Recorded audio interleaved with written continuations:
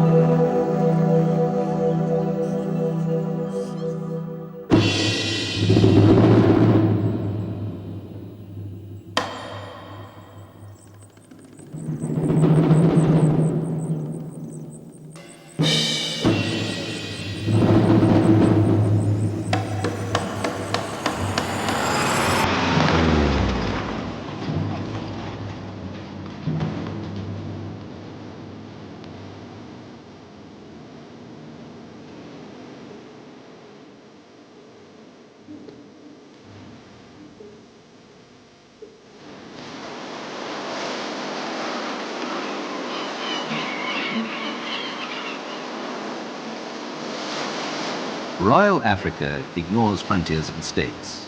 It crosses Nigeria, Benin and Akan, sweeping around the Gulf of Guinea. This is where most of the great dynasties can be found today.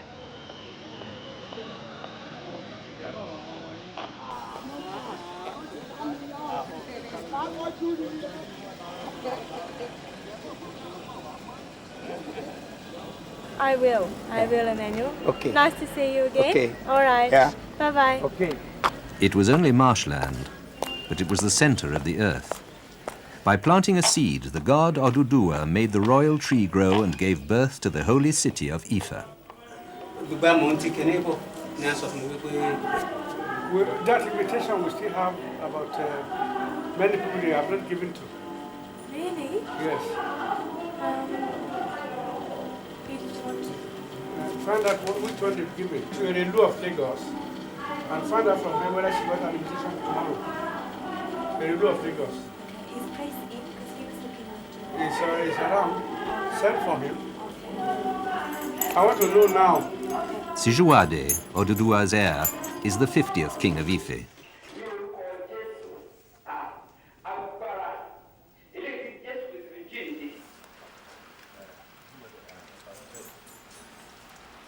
The Ife palace pays little heed to the laws of Nigeria. Only the king can take the liberty of recruiting a white secretary. Chere Chevalier is in the service of one of the most powerful kings of Africa.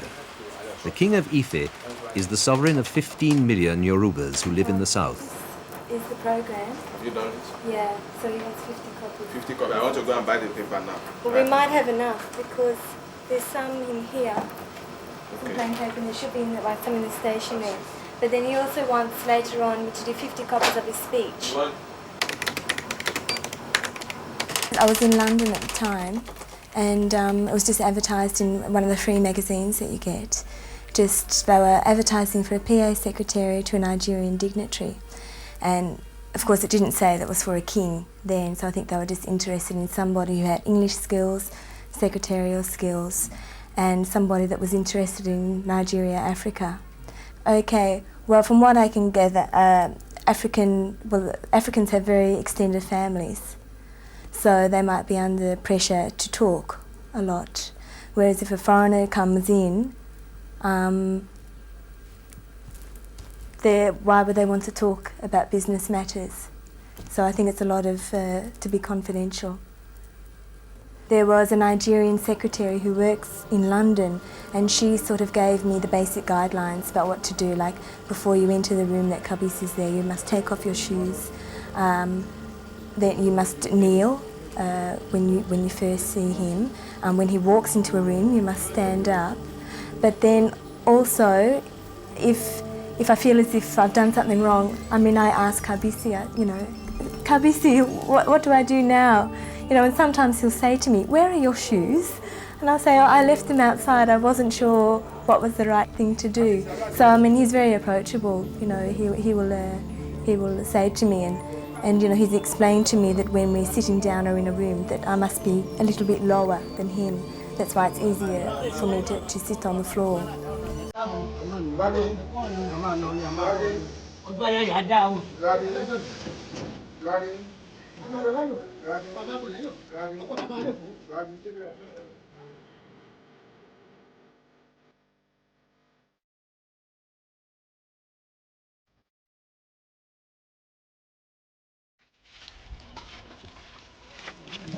The first king of Ife was called Omo Oluone. 10 centuries later, he's known as One, king of Ife, king of all the Yorubas, including those living as far afield as Rio, New York, or London.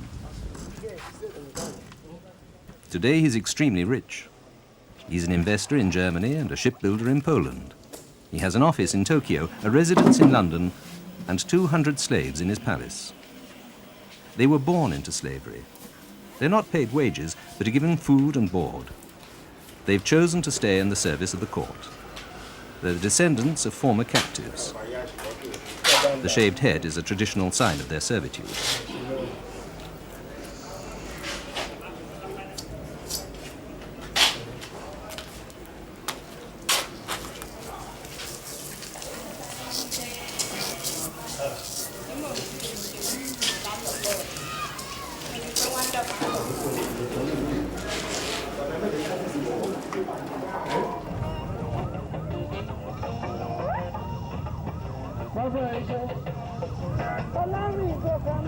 The king of Ife is sacred. When he accedes to the throne, he must perform a ritual in which he eats the heart of his predecessor so as not to break the link with his divine origins. He's then crowned king with the words, "He has eaten the king." The king of Ife often travels across Nigeria to visit his vassals, about 100 other sovereigns who owe him respect and obedience.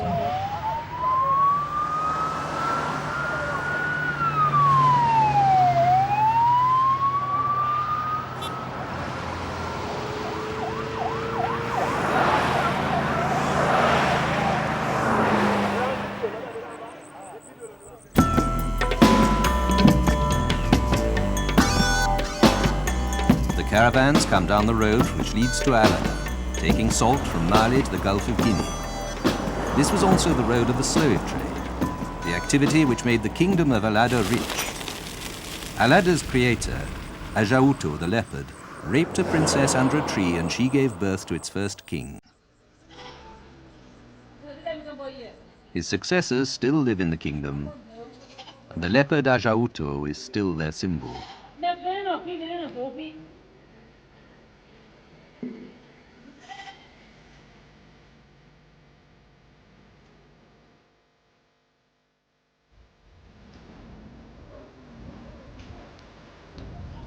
Nothing much happens in the kingdom of Allada. It's the kingdom of homemade potions and concoctions and gris-gris talismans. The king is the chief of the voodoo cult, and his influence extends beyond Africa to Brazil and Haiti.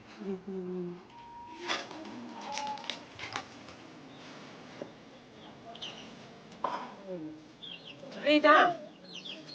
Rita.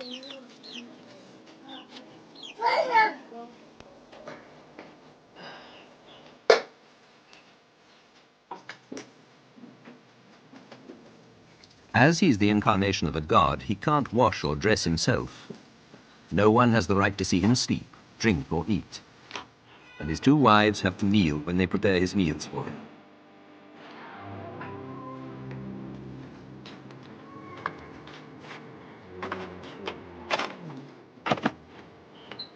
Segla Toyi is 36.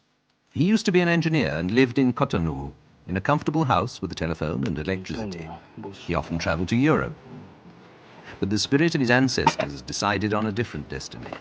Like his predecessors, Segla Toyi was chosen by the oracle Fa to become king of Allada. Refusal would mean provoking the wrath of his ancestors and the risk of death by poisoning. Segla Toyi is the 16th king of Allada. He is also the chief of the voodoo. Today he lives like a recluse, cut off from the outside world.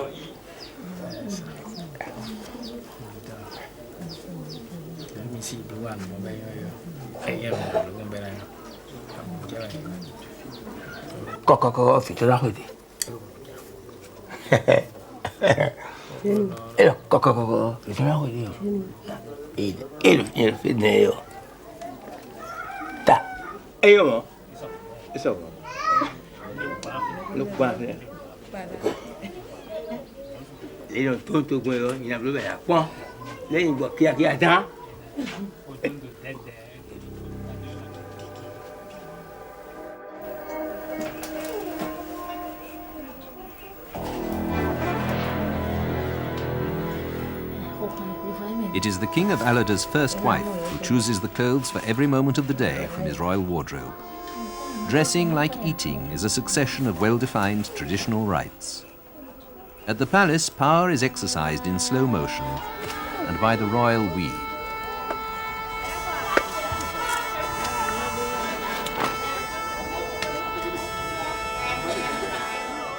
Nous sommes levés à la demi de 7. We got up at around 7:30. Nous sommes partis à la douche, nous baigner. And we went to the shower to wash. 10 heures par là. At around 10 o'clock, we had breakfast. Petit déjeuner. Après ça, vers 11h30. After that, round about 11:30, we received our traditional chiefs. Visite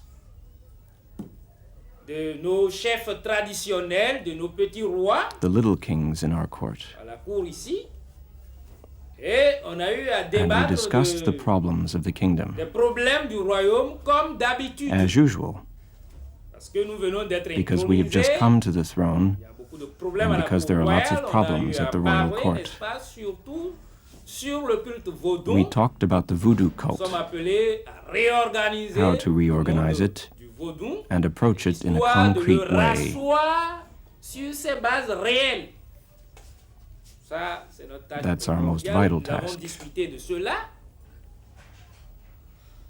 À 15 heures At par about là, 3 nous o'clock, avons we had déjeuné. lunch. Nous We avons had our déjeuné, lunch. 3 16 o'clock, heures, 16 heures 4 par o'clock. là. Anyway, it was before 4 o'clock. Après quoi, After that, we nous went to sommes have a serious reposés rest, as usual, sérieusement, comme before being d'habitude, back on our feet, which leads us here. avant d'être sur pied à l'heure où nous sommes.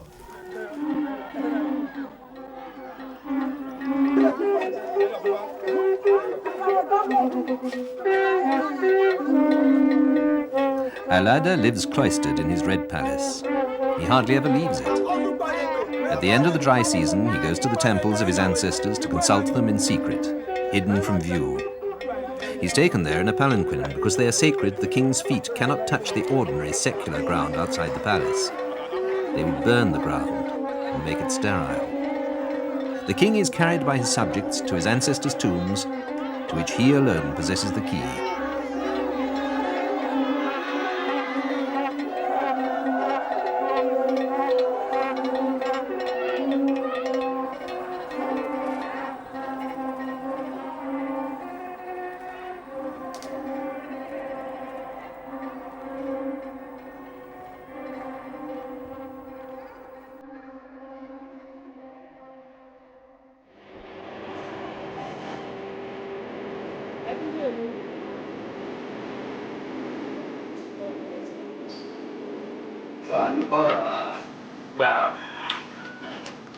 Funso Adeolu is one of the most popular kings in Nigeria. He lives right in the center of the kingdom of Odoremo, in the very heart of the village. We try about 9 or 10. I'm afraid the center will be 10. I was talking too low when I'm good.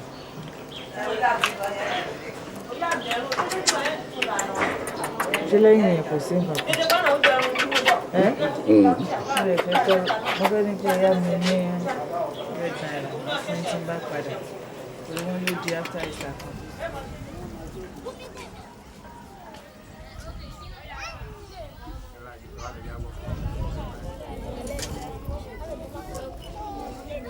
Funso Adeolu became king against his will. It was the villagers of Oderemo who chose him. They were afraid of his strictness, but they also sought his good advice and the wisdom of his judgments. In the kingdom of Oderemo, it's the king who settles neighborhood conflicts and family quarrels. Olu Alaji came to the palace because his young wife had just left him.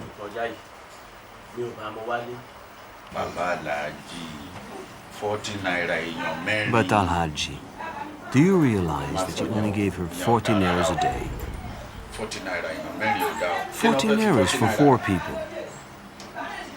What did you expect her to do with that? What can she do with 40 nairas?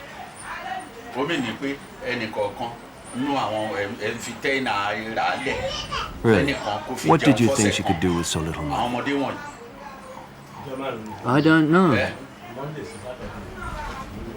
Alhaji, yes, but that's 10 nairas per person per day. You can't feed a family like that. It's not possible.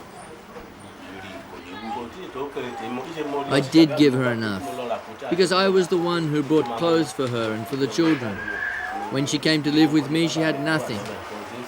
I went to Lagos myself to buy them clothes. I've done everything for her. But at the time, Alhaji, you wanted to do that. Otherwise, you wouldn't have done it. Yes? Okay, you say she's just a child, but you had a good time when she was only a child. Now that you've got problems, you regret that she's just a child.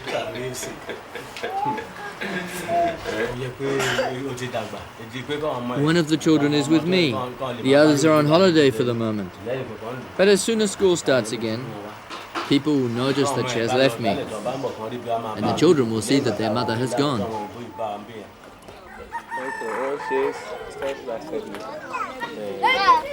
Hello, Baba.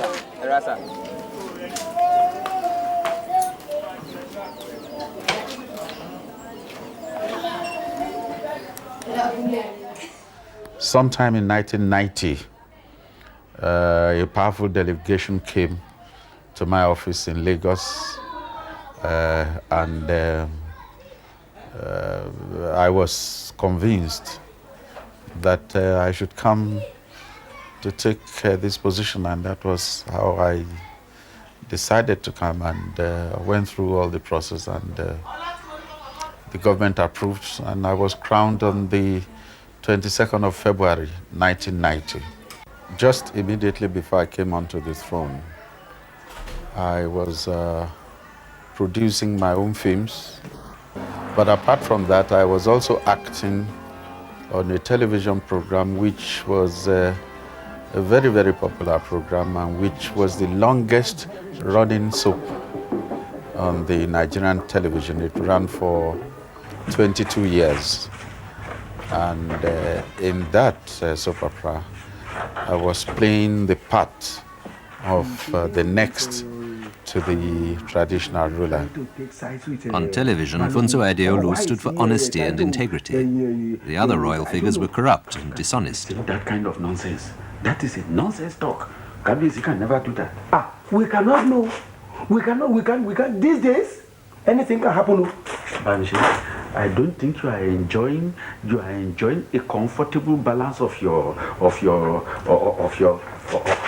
mentality. Yes. In leaving the small screen to take the throne of Oderemo in real life, he became a god.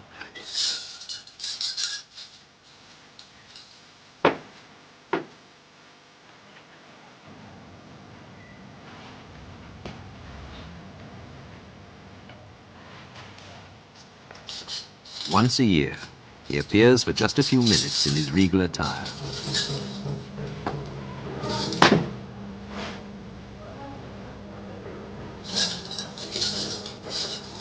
His crown is the reminder of the absolute, sacred quality of power.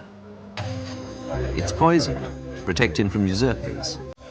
It's made entirely with pearls so that his subjects do not see the human face of their god.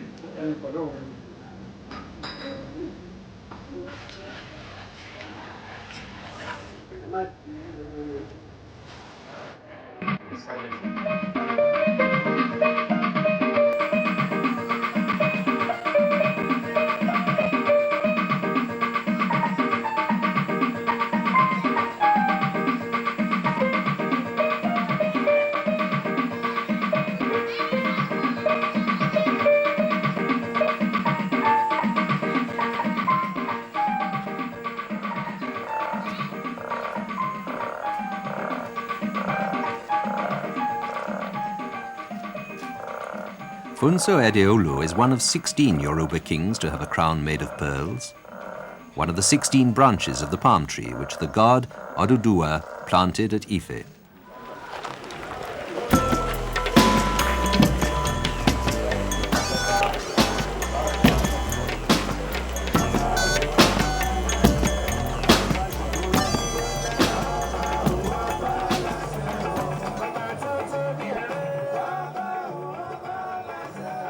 Yesterday, the mystery surrounding the Yoruba kings enhanced their power.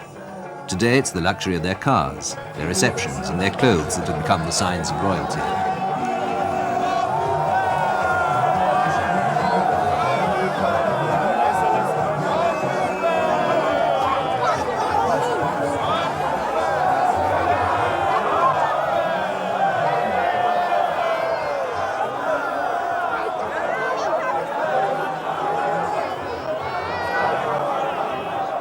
The King of Ife has 4 wives and 11 children who live in the palace. None of them will succeed him. Yoruba monarchies are not hereditary. A council of wise men chooses the king from the 4 leading families at Ife, in rotation. When he dies, his family will go back to their ordinary lives outside the palace. Okay. Bye-bye. Where I can go is limited. I cannot just go out anyhow. If I have to go anywhere, one of his emissary will have to follow me. If I have to represent him somewhere, the staff of office, being carried by one of the emissary or, some of his chiefs, will have to follow me. And before I can go anywhere, he will have to find out whether that place is a proper place where I should go. So really, apart from, going to functions, where I go is limited. I'm being Ooni #1. So, I have to make sure that, what people expect of me is what I'm doing.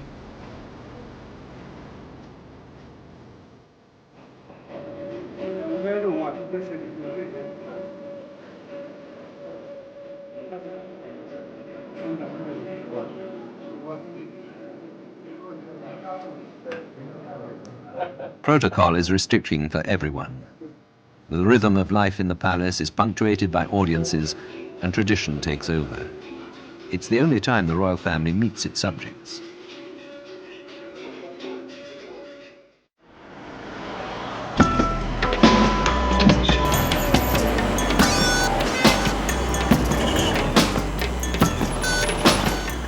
Maybe the kingdom of Benin is still so austere today because it made the god Oduduwa ashamed.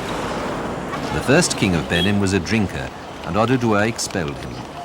So the king of Ife sent him Oromilan, God's grandson. That was 800 years ago. Today, his successor governs the very secret kingdom of Benin.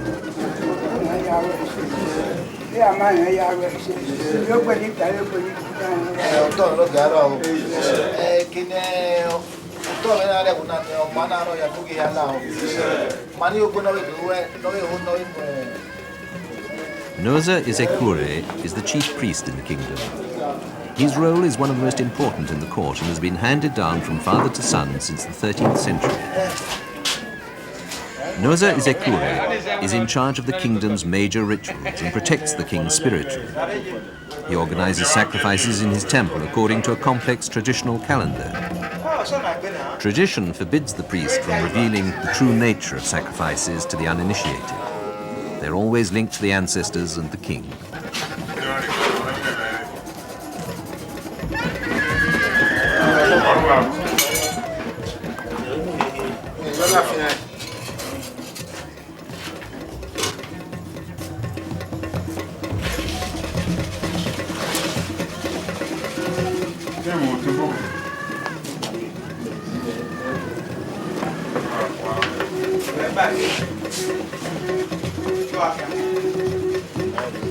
Blood is purifying.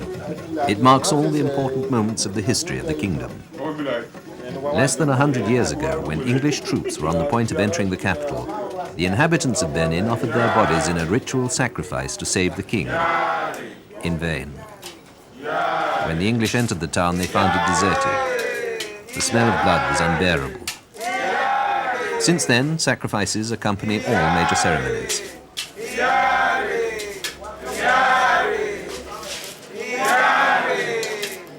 Despite his titles and his privileges, Noza Izekure has no harem and has never set foot in the 201 private rooms of the palace. It's forbidden to enter most of them. Only the young pages, the pure virgin Omadas, are allowed there. The Omadas are the eldest sons of the influential families of the kingdom. They're offered to the king as a sign of loyalty when they're 5 or 6 years old. They're not allowed outside the palace grounds. As they advance in their initiation, so the rings on their ankles are taken off one by one. They'll be free again at the age of 20.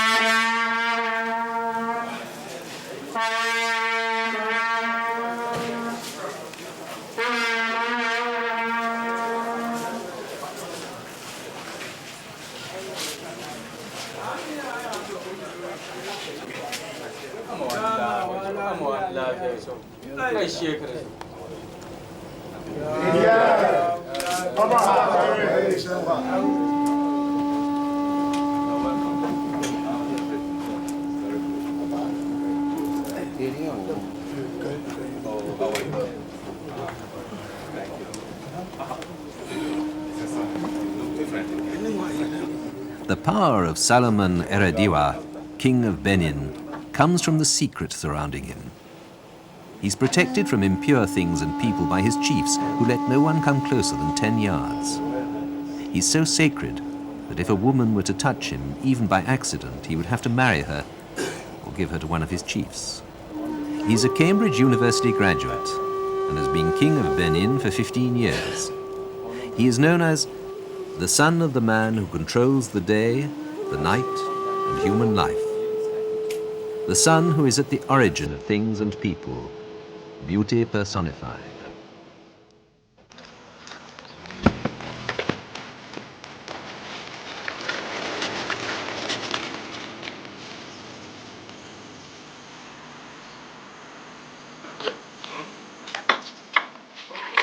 Five centuries ago, a bitch betrayed the kingdom of Ogba. By barking, she thwarted the ambush the king had set for his rival. There was a massacre, and since then, blood red is the kingdom's emblem, and bitches are forbidden.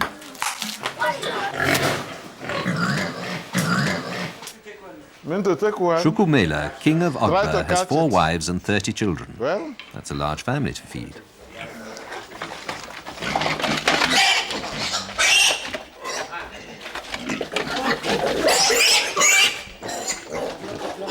I've already caught one. You see? These ones are just about 3 months old.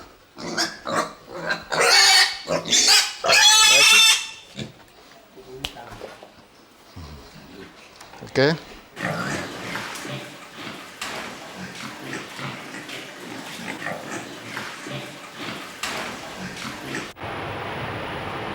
But the federal government has 6 inches and 6 feet down.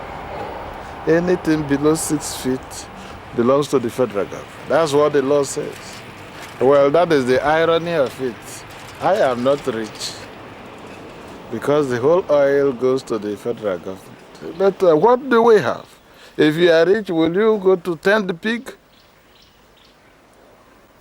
Will you keep goats? In fact, I tell you, we have no telephone. Am I telling you? You tried to reach me, you couldn't reach me, isn't it? Yes. Yes, because there's no telephone. It's the law that keeps the people very poor. It's the poor law that removes people from what is theirs. It's the law that makes somebody who should be a billionaire unable to feed is, to say the least, the law God will not want to keep.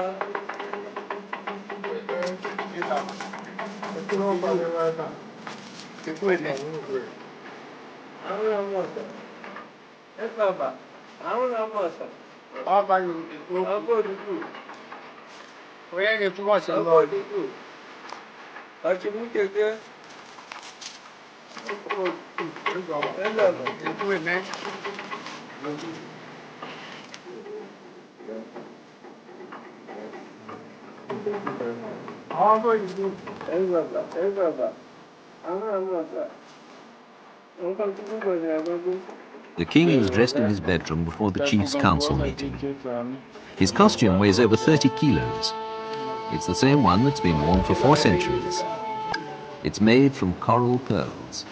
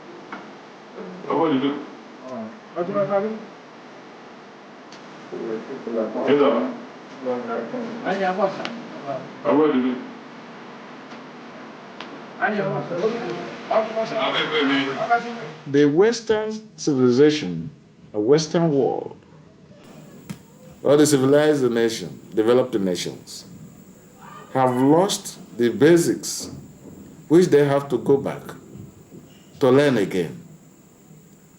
Because of their construction to one wife and limiting themselves to one or two children or no children at all, has made their love very small. And that is why they don't greet each other in the morning. They don't accommodate themselves. They have less love for each other. So that the one wives, more children, more elastic mind, more love, more care, more accommodating. You limited yourself in this case of sophistication, and you think civilization, this is very taboo, this is bad, this is bad. Well, you limited yourself. What you don't know, and you can't appreciate. Because we do it, I love my children, I know them by name, I provide for them. They don't beg food, they don't go outside for anybody. I train them.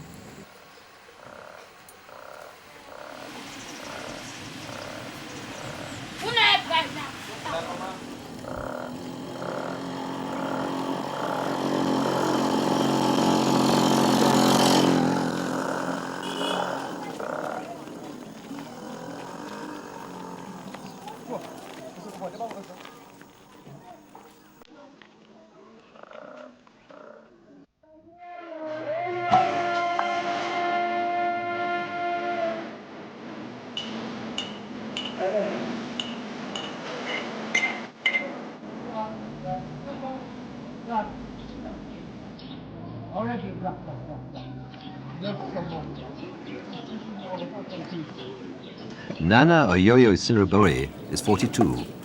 He's one of the most important Ashanti kings.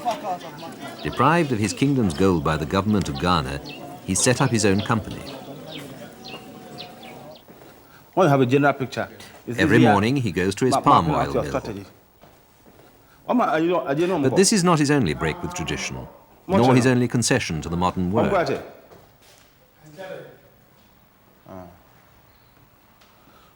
Okay. Normally, a king never travels alone. The king of Juaben drives his own car.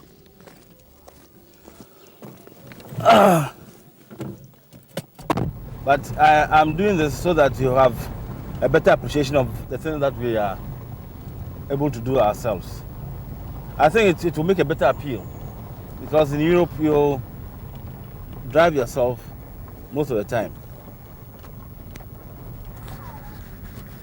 But it shows also that when the king is normally in his own private way, he is capable of doing things which other mortals can do, which the ordinary man can. It shows a lot more identification with the real thing as against being, let's say, artificial.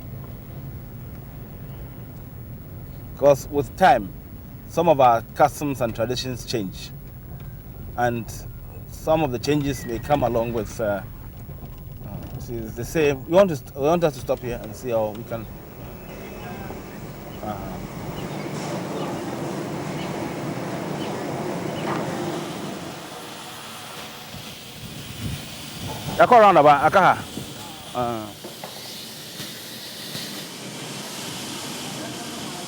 The Ashantis believed that the earth was a goddess which couldn't be sold.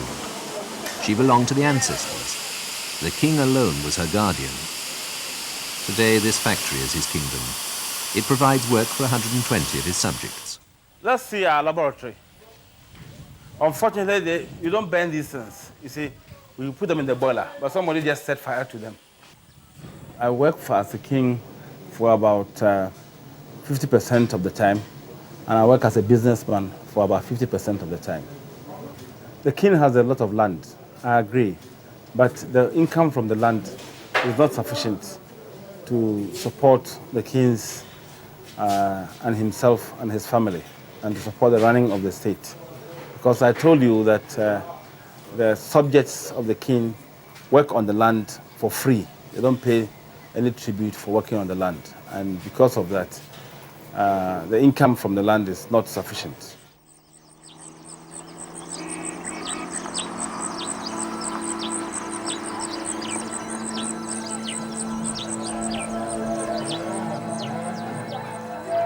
The king of Juaben now only has a few ceremonial swords left from the Ashanti gold that attracted the first Portuguese explorers. Gold is the symbol of the sun. The swords are used every 40 days to open the Aquasidi festivals when the king receives his subjects who come to pay tribute to him.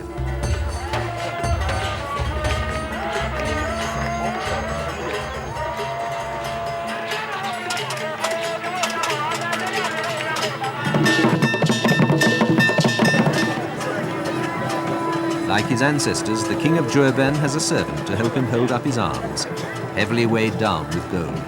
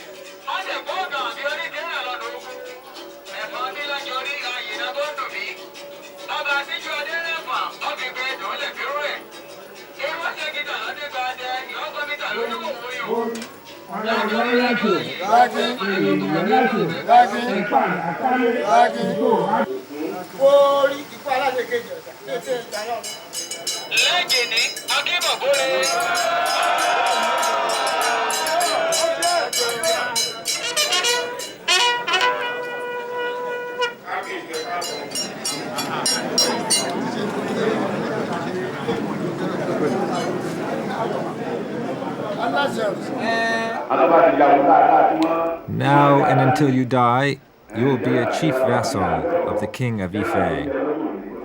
This is a great honor. You must constantly live up to this title. From now on, you will serve the king until the end of your days. You will become a warrior, a fighter, a soldier of the king. You must keep forging ahead and always honor the king.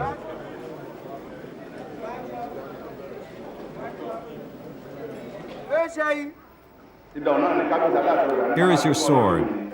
You should never be without it. It will remind you that you are one of the king's chiefs and that you owe him obedience until the end of your days. In the name of the god Oduduwa, this sword will help you in your task. It will help you become a great chief. It will help you succeed in His Majesty's service, as you have succeeded in your family and professional life.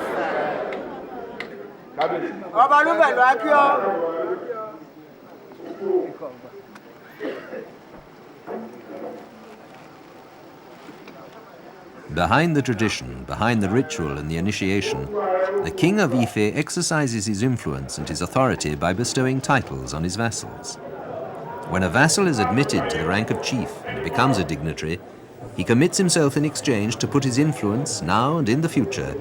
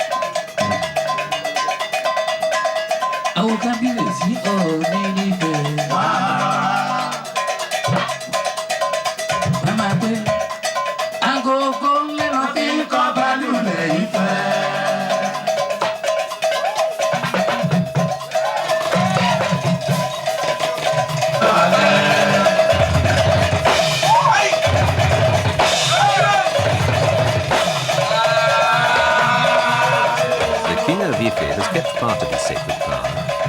Like many other African monarchs, his actions are sometimes above the law. And most important, his influence is considerable.